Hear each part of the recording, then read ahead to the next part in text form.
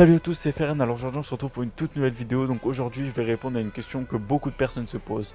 Quel matos pour commencer YouTube? Avant que je commence, je tiens à préciser qu'il n'y a pas de matos précis à avoir pour commencer YouTube. Vous pouvez commencer avec n'importe quoi, avec un smartphone même.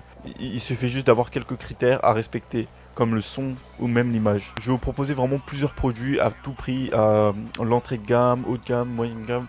Donc vraiment pour que vous puissiez vous faire un aperçu par rapport à votre budget, ce que vous pouvez acheter. Donc vraiment je vous ai fait voilà, des matos dans la description. Et sinon je vous ai mis vraiment tous les liens dans la description. N'hésitez pas à aller voir dans la description en fait. Donc pour cette vidéo, je vais la diviser en plusieurs étapes. Elle va se diviser en environ 5 étapes on va dire. Allez, c'est parti.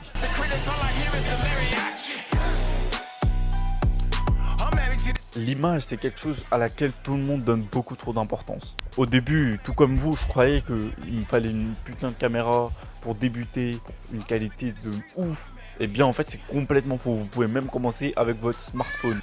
Mais le plus important, ça reste le son. En fait, c'est quelque chose de primordial, je dirais. Le son, ça reste plus important que l'image. Donc là, comme vous pouvez le voir, la caméra, la qualité est éclatée, mais le son est bon. Donc la vidéo reste correcte. Et on a envie de continuer à la regarder. Je peux même mettre un écran noir. On ne voit même pas, mais tant que le son il est là, c'est le plus important. Bon, après l'image, ça reste un élément aussi à avoir, hein, c'est indispensable à avoir. Vous pouvez très bien commencer avec un smartphone comme avec une caméra. À partir du moment où la qualité de votre smartphone n'est pas trop dégueulasse, vous pouvez très bien vous contenter de votre smartphone. Parce que si c'est de la merde, ça ne donnera pas envie de la regarder. Si vous estimez que la qualité de votre smartphone offerte est très correcte, donc vous pouvez largement commencer avec votre smartphone, il n'y a pas de souci. Après, pour ceux qui préfèrent voilà, investir dans une caméra pour avoir directement le matos pour commencer YouTube, je vous conseille le réflexe. Le réflexe, c'est quoi? Moi, par exemple, je filme avec un Canon EOS 2000D. Donc l'avantage des réflexes, c'est que vous pouvez changer l'objectif, vous pouvez zoomer, dézoomer, tout ça, vous pouvez même changer tout. En fait, vous avez vraiment plusieurs options. Vous avez le mode manuel qui s'offre à vous, vous avez le mode automatique aussi.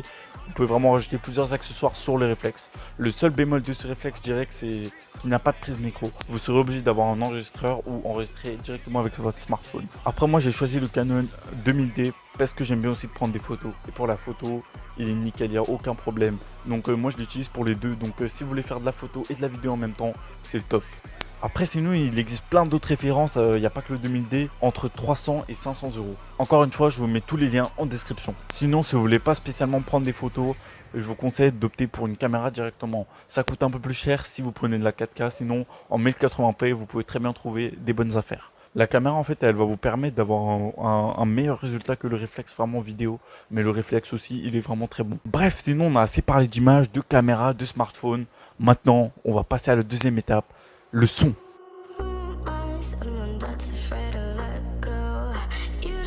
Donc le son c'est vraiment quelque chose que beaucoup de personnes négligent. Comme moi-même au début je le négligeais le son. Et bah c'est problématique. Parce que le son ça reste un des éléments les plus importants à avoir. Car si on a une qualité de son pourrie, bah ça va donner ça. Regardez.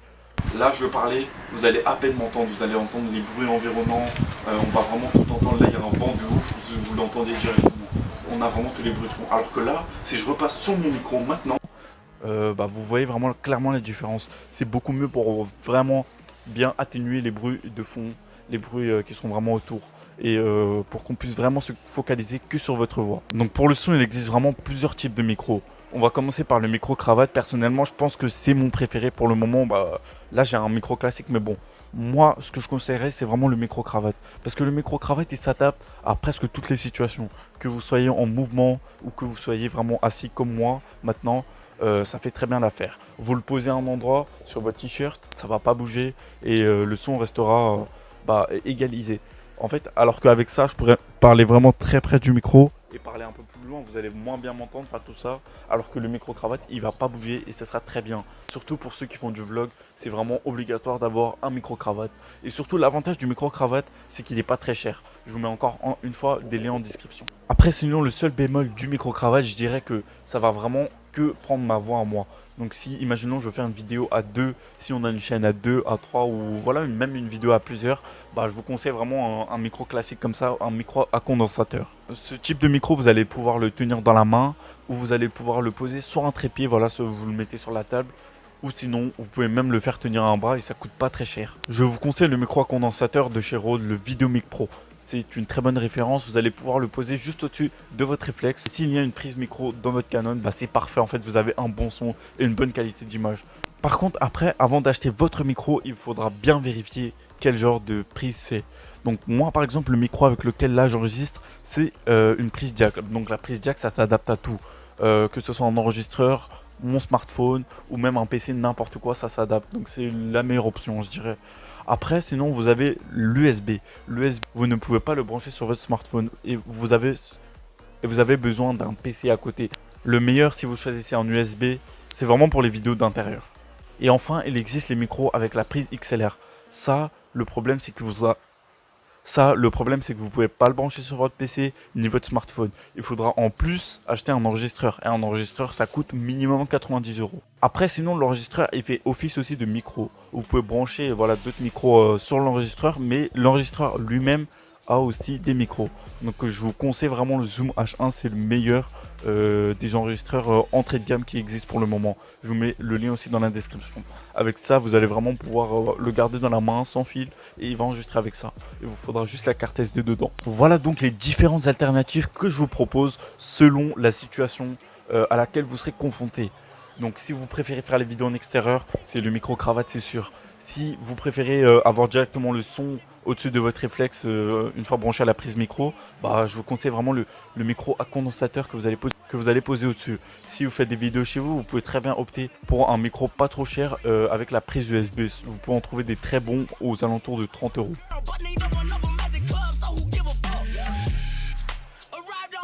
Donc la troisième étape, je dirais que pour avoir une image stable, bah, c'est important d'avoir un trépied. Le trépied, c'est vraiment quelque chose de conseillé. Ça fait aussi partie des choses importantes à avoir quand on commence les vidéos sur YouTube. Car le trépied, vous allez le poser n'importe où, par terre, sur une table, vous pouvez même l'agrandir, le rétrécir pour voilà, juste filmer quelque chose en détail. N'oubliez pas de vérifier si la tête est fluide, comme ça vous pouvez faire des travelling et même bouger la caméra tout en restant plutôt stable. Après sinon, si vous voulez quelque chose, un minimum résistant, plus vous allez monter le prix, mieux ça sera. Je vous mets encore une fois les liens en description, vous aurez vraiment plusieurs options. L'aluminium ou le métal, vous avez vraiment de tout. Si vous voulez, je vous ferai une vidéo sur mon trépied, c'était un très bon trépied.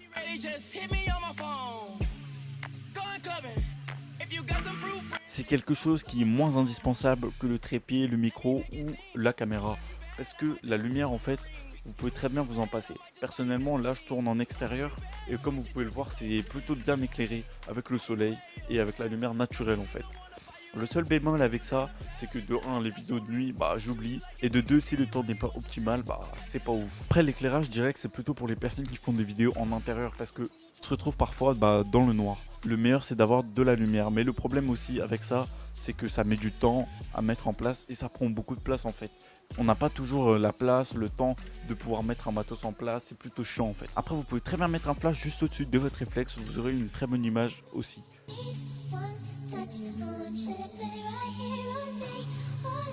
Le stockage en fait, bah, ça aussi c'est quelque chose d'obligé à avoir.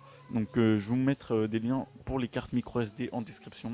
Donc commencez avec minimum 32 Go parce qu'un réflexe ça prend vraiment beaucoup de place.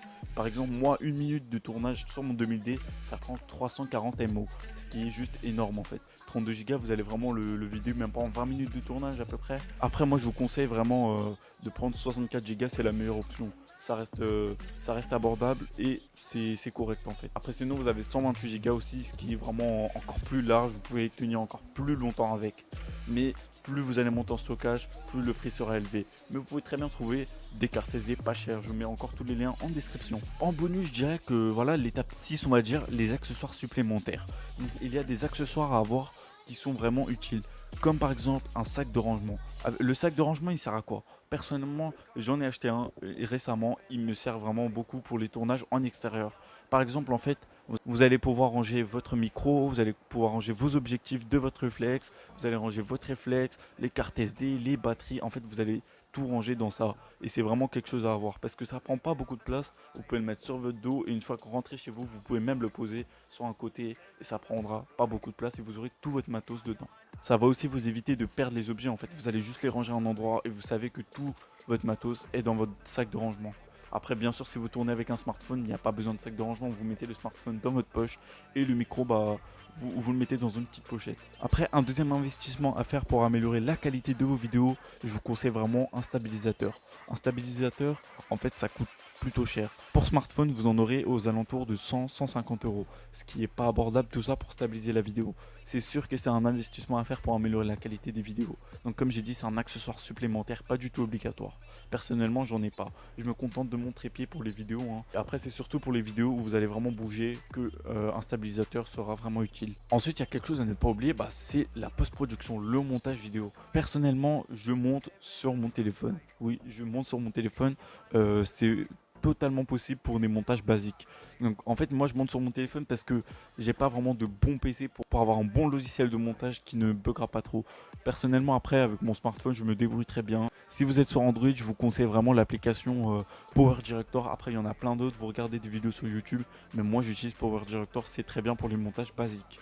Après si vous êtes sur Apple, vous avez très bien le logiciel de montage iMovie qui existe aussi sur Mac. Après sur PC, vous avez aussi plein de logiciels qui sont gratuits, mais au final les options que vous allez retrouver sont les mêmes que vous retrouverez sur smartphone. Donc voilà, c'est déjà la fin de cette vidéo. Donc j'espère qu'elle vous aura plu et vous aura permis de répondre à vos questions. Donc voilà, n'hésitez pas à remonter la vidéo pour revoir l'importance de chaque élément de cette vidéo.